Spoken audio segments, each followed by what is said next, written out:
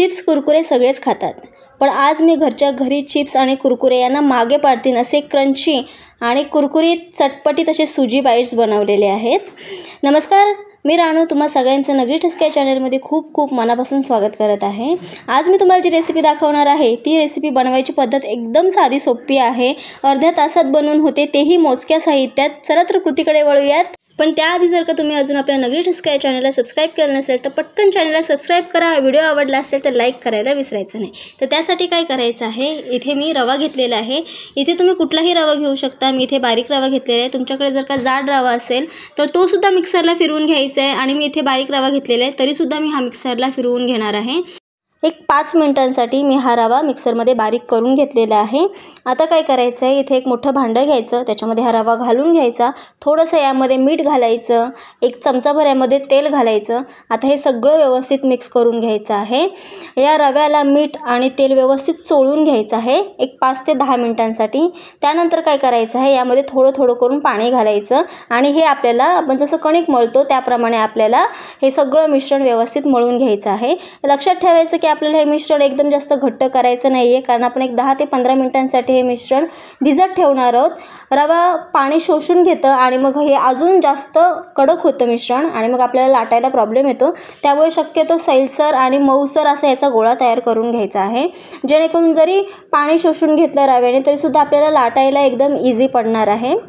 तर अशा पद्धतीने तुम्ही बघू शकता, मी इथे हे पीठ मळून घेतलेलं आहे। छान असा एकदम मऊसूत गोळा याचा तयार करून घेतलेला आहे। आता काय करायचं आहे, एक 15 मिनिटांसाठी हे आपल्याला भिजत ठेवायचं आहे। आता हे मिश्रण भिजते तोपर्यंत आपण एक चटपटीत असा मसाला तयार करून घेऊया। तर त्यासाठी मी इथे एका बाउलमध्ये अर्धा चमचा चाट मसाला, अर्धा चमचा लाल मिरची पावडर आणि थोडंसं याच्यामध्ये मीठ घातलेलं आहे। तुम्हाला हवं तर थोडंसं तुम्ही नूडल्स मसालासुद्धा याच्यामध्ये घालू शकता। सगळे मसाले व्यवस्थित मिक्स करून घ्यायचे आहेत। व्यवस्थित मिक्स करून हे साईडला ठेवून घेऊयात आपण। आता एक 15 मिनिटं झालेली आहेत। मी इथे प्लॅटफॉर्मवरतीच थोडंसं तेल घातलेलं आहे, त्याच्यावरती हे जे आपण पीठ तयार केलं होतं ते पीठ मळून घ्यायचं एक 5 मिनिटांसाठी। त्यानंतर अशा पद्धतीने त्याचा गोळा तयार करून घ्यायचा आहे आणि आता हे लाटण्याच्या सहाय्याने आपल्याला लाटून घ्यायचं आहे। तुम्हाला हवं तर तुम्ही पोळपाटावरती सुद्धा लाटू शकता, पण मी ते प्लॅटफॉर्मवरती लाटते कारण आपल्याला एकदम पातळ अशी याची पोळी तयार करून घ्यायची आहे। प्लॅटफॉर्म मी व्यवस्थित स्वच्छ करून घेतला होता।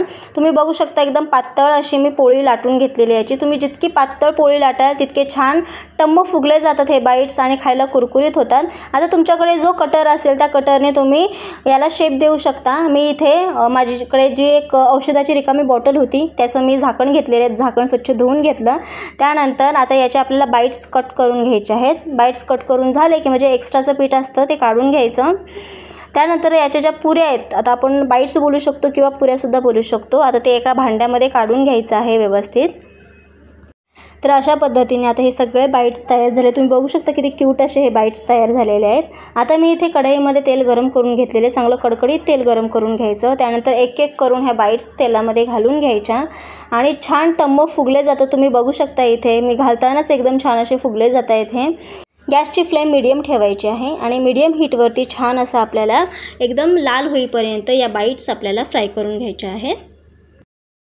तुम्ही बघू शकता हे बाईट्स एकदम छान असे लाल क्रिस्पी झालेले आहेत। आता हे काढून घेऊयात आपण। काढून झालं की मग काय करायचं, हे एक बाउल घ्यायचा, त्या बाउलमध्ये हे आपल्याला काढून घ्यायचं आहे आणि लगेचच आपल्याला त्याच्यावरून मसाला घालायचा आहे।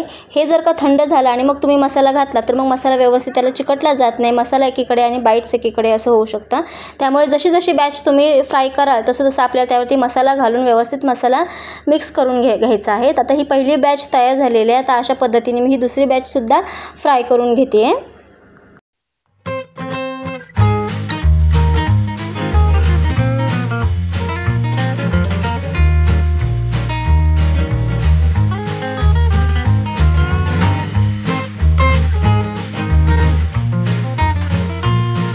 अशा पद्धतीने आता ही दुसरी बॅचसुद्धा फ्राय झालेली आहे। आता यावरती सुद्धा आपल्याला मसाला घालून घ्यायचा आहे, व्यवस्थित मिक्स करून घ्यायचा आहे हे सगळे मसाले।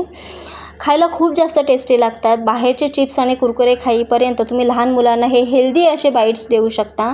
लहानांपासून मोठ्यांपर्यंत आवडतीन असा टेस्टी पदार्थ आहे। तुम्ही हा चहासोबतसुद्धा खाऊ शकता, चहासोबतसुद्धा भन्नाट लागतं।